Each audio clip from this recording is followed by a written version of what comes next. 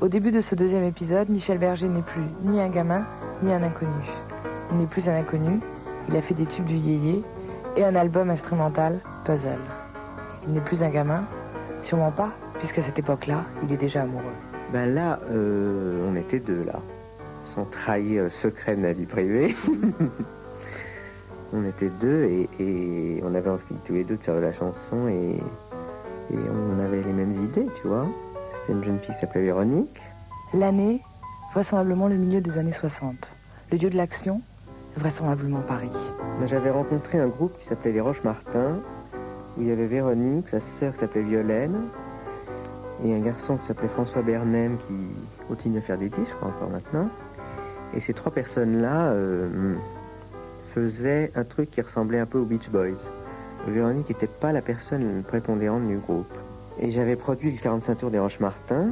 De toute manière, c'était très loin de ce qui marchait à cette époque-là. Ce qui marchait, c'était les adaptations de Sylvie Vartan, des grands succès américains ou de Johnny. Et tout ça, c'était des choses complètement d'auteurs-compositeurs qui faisaient.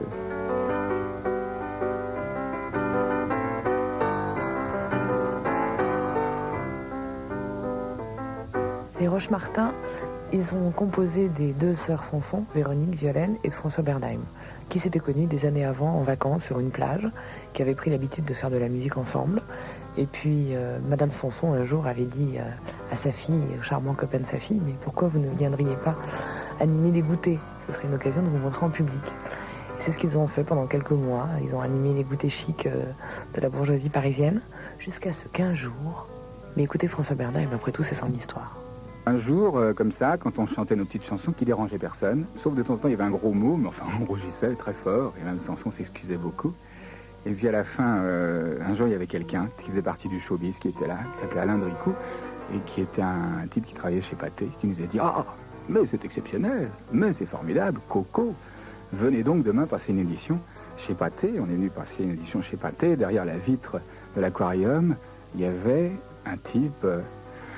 très gros, très grand, qui parlait énormément, qui s'appelait Claude Michel Schoenberg. Et à côté de lui, il y avait son Laurel de l'époque, avec un col en V déjà. C'était Michel Berger.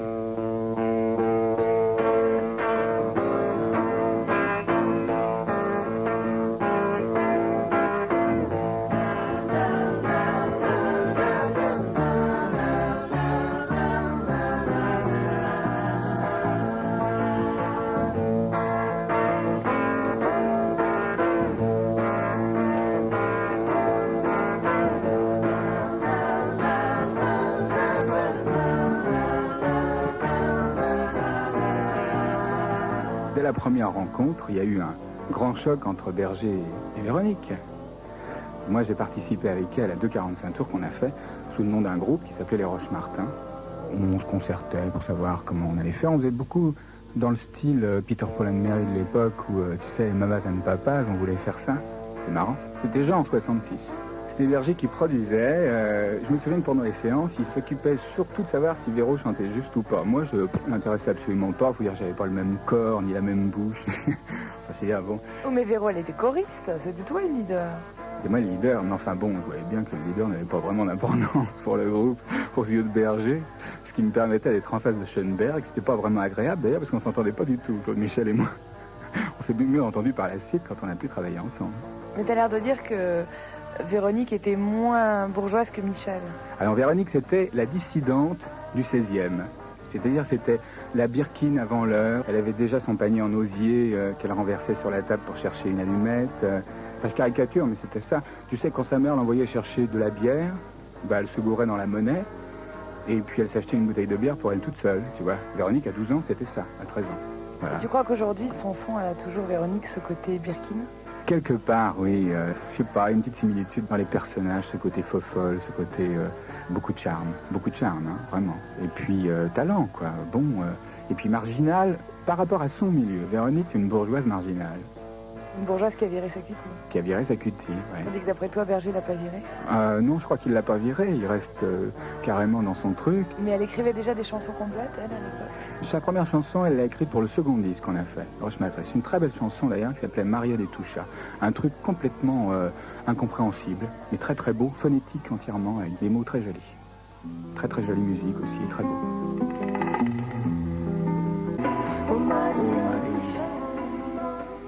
Alors le premier disque très chic des Roche-Martin sort en 66. Comment ça réagit côté radio? Rien, nul. Enfin pas nul, disons, bon, à l'époque il y avait des gens de radio qui l'ont passé parce que c'était pas anodin, quoi. Je me souviens même que le père Sanson, qui était député encore une fois du 13e, nous a dit un jour, vous inquiétez pas mes petits-enfants, j'ai un très bel ami qui s'appelle Lucien Maurice, je vais faire un rendez-vous avec vous, vous allez voir. Ah, vous allez voir ce que vous allez voir. Puis on a vu Lucien Maurice, c'était un type charmant. Ils nous ont passé, à l'époque, on a eu un petit succès d'estime, mais enfin c'est un succès dont tout le monde se souvient. D'ailleurs, bizarrement, dans les radios, les gens qui ont résisté à la vague des licenciements se souviennent complètement de ce disque, quoi, évidemment. Bon, alors ça a assez bien marché pour que vous en fassiez un second. Alors pourquoi ça t'a arrêté là? Parce que je pense que Berger voulait complètement produire Véronique, qu'il voulait pas que ça se passe au niveau d'un groupe, quoi. Alors c'est fait comme ça. Et c'est à cette époque-là que Michel Berger fait la connaissance de tous les gens avec qui il va ensuite travailler et faire des disques.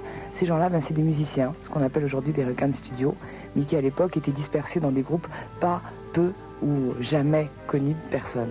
Il y avait Claude Angèle, qui à l'époque travaillait avec Magma et qu'il avait rencontré sur Puzzle.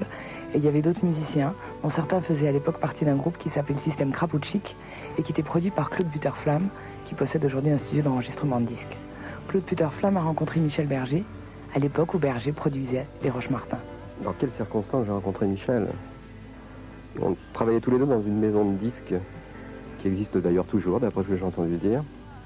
Et lui était assistant au sein d'une édition musicale qui était rattachée elle-même à cette maison de disques.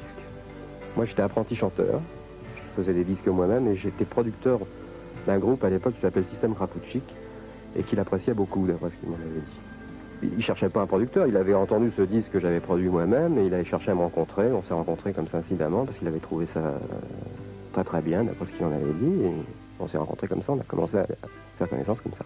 Et combien de temps après t'as ouvert ton propre studio? 8 ans après, un truc comme ça. Donc pendant ces 8 années-là, vous n'avez pas bossé ensemble? On n'a jamais travaillé ensemble.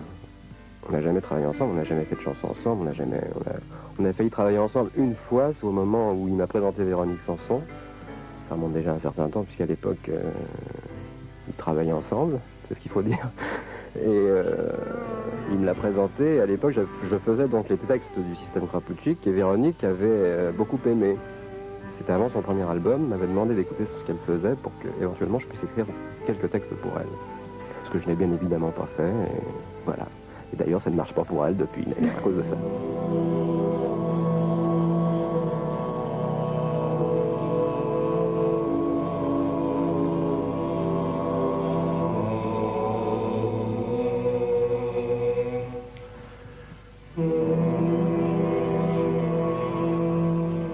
L'équipe commence donc à se constituer. Michel Berger a donc rencontré Claude Butterflamme, chez qui il enregistre tous ses albums aujourd'hui, et c'est Claude Butterflamme qui lui a présenté tous les musiciens du Système Krapouchik que lui-même produisait, musiciens que Michel Berger engagea donc pour jouer sur l'album de Véronique Sanson. On a demandé à Angèle, au Système Krapouchik, qui étaient vraiment les gens que j'adorais à cette époque-là, qui étaient des musiciens vraiment français, qui faisaient des choses très très originales, qui ont fait des albums formidables qui n'ont pas marché. Je me souviens qu'ils ont fait au bout de 2-3 disques un album qui s'appelait Flop, pour montrer tous les trucs qu'ils aimaient, qui étaient des inédits, et qui n'avaient pas marché. Et c'est un drame musical, le Flop du Système Krapouchik. C'est vraiment une équipe de musiciens qui avait un talent fou, avec un producteur qui s'appelait Peter Flamme, qui a fait un studio depuis.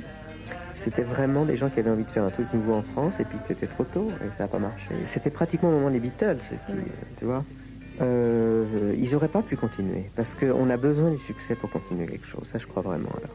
Parce que la musique, c'est quelque chose qui se fait avec les gens, et à partir du moment où on n'arrive pas à joindre les gens, c'est pas possible de la faire dans son coin. C'est absolument impossible. Tu sais pas nourrir, tu sais pas dans quelle direction aller, tu as vraiment besoin des gens, ça c'est comme le cinéma. Et le métier, il était comment? Plus facile à percer à l'époque? Si on était le modèle qu'il fallait, c'était facile. Si on avait envie de faire des choses originales à soi, c'était pratiquement impossible. Et Michel Bernal, tu l'as connu comment? Par Krapouchik aussi?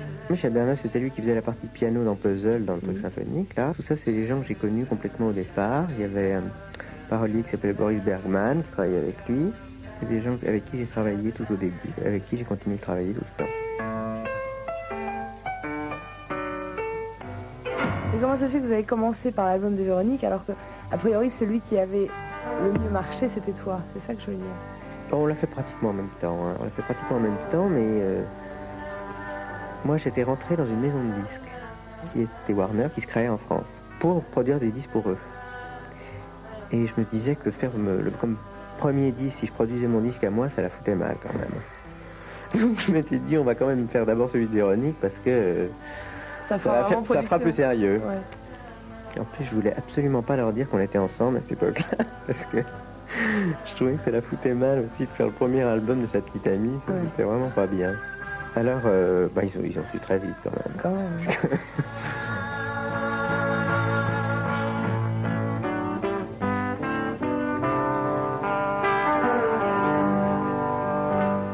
Sur ce premier album, vous avez contribué à l'écriture ou pas du tout sur l'album de Véronique?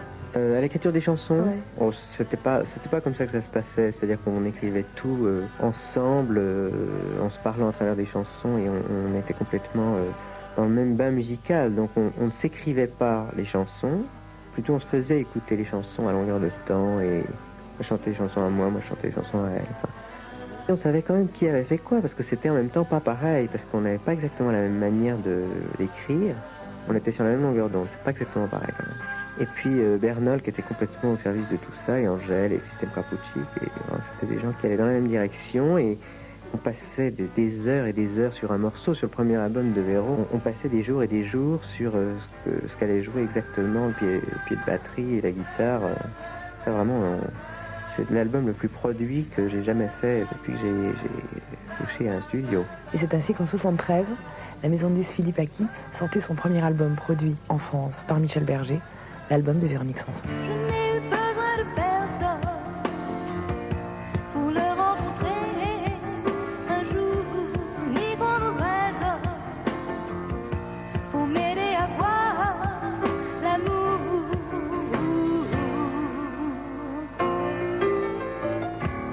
Besoin de personne quand je me suis fait valoir.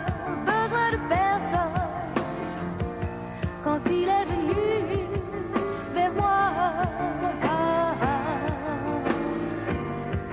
vers moi. Je l'ai convié tout seul, il m'a offert toute sa vie. Je crois que j'ai dit oui, oui.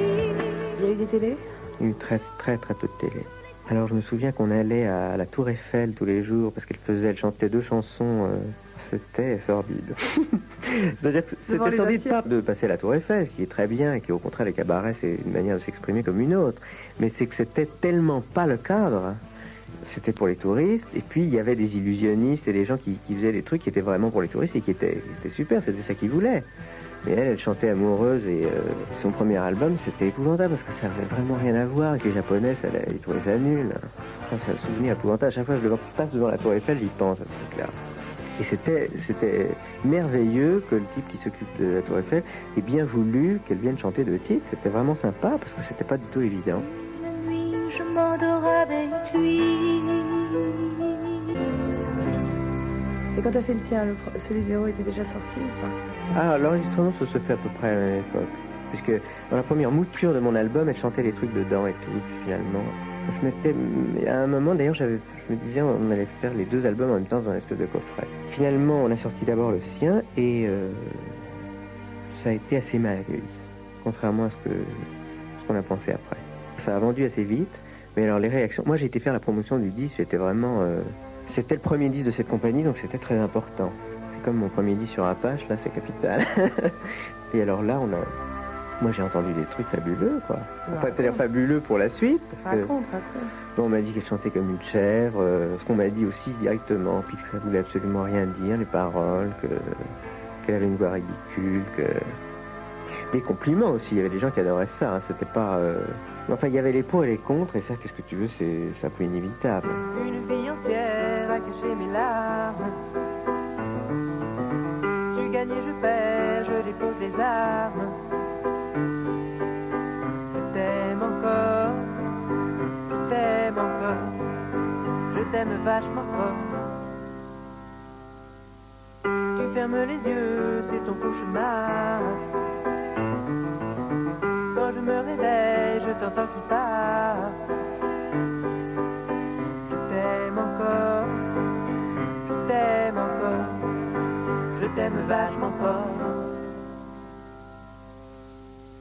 Bon, album de Berger sort, Attends-moi sort. Album blanc. Ça a été Ouais. pire que de l'album de Véronique comme accueil? Mais c'était pas les mêmes défauts. C'était que c'était entièrement copié, moi, au début. Je me disais, mais c'est exactement comme Véronique Sanson, lui. Alors, ça a été un moment un peu désagréable, un peu pénible. Parce qu'elle, elle disait partout, mais c'est pas vrai, c'est pas du tout comme ça que ça s'est passé et tout, mais il y avait rien à faire. Puis en plus, c'était pas encore une époque qui correspondait du tout, je crois, aux auteurs-compositeurs et aux gens qui faisaient leur truc à eux. Enfin, c'était pas non plus une catastrophe, hein. Je crois que le premier vraiment noyau de fans, il s'est fait sur ce premier album quand même, de gens qui ont aimé. Puis ils trouvaient ça triste, ils trouvaient ça affreusement triste. Ils trouvaient ça sinistre. Ils avaient tout à fait raison, c'était absolument sinistre, le premier album. Déjà, le cœur déchiré sur la pochette, ça m'a valu des impressions des gens formidablement négatives. C'était un album de loser, ils trouvaient que c'était effrayant. C'était triste, quoi. 1973, une année bien chargée dans la vie de Michel Berger, puisque c'est au début de l'année 73 que sort le premier album de Véronique Sanson, suivi en juin 73 par un 45 tours sur lequel il y avait Comme je l'imagine et Toute seule. 45 tours qui était repris dans le deuxième album de Véronique Sanson, qui est sorti, lui, à la fin de l'année 73. Là, on a fait les albums, quoi. On a fait les 3 albums de Véronique pendant que je faisais le premier. Et, enfin, là, c'était une suite logique, quoi. On faisait les chansons qu'on avait envie de faire. Quand t'écoutes les disques de Véronique maintenant, tu trouves que vous vous êtes suivis ou qu'elle a bifurqué? Je trouve qu'elle a eu une influence, à un moment, une influence américaine bénéfique. Je trouve. Ça lui a apporté un espèce de côté primaire et de violence qui est vraiment bien, je trouve. J'ai beaucoup aimé. Je trouve que maintenant, on est à un tournant, et l'un et l'autre, et qu'il faut qu'on aille vers autre chose. C'est tout ce que Michel Berger voudra bien nous dire sur ses rapports avec Véronique. Vous le voyez, c'est strictement professionnel. Quant à Véronique, ce que vous entendez maintenant, ça s'appelle Pour les Michel, et vous voyez, la seule chose qu'elle nous dit, c'est la la la.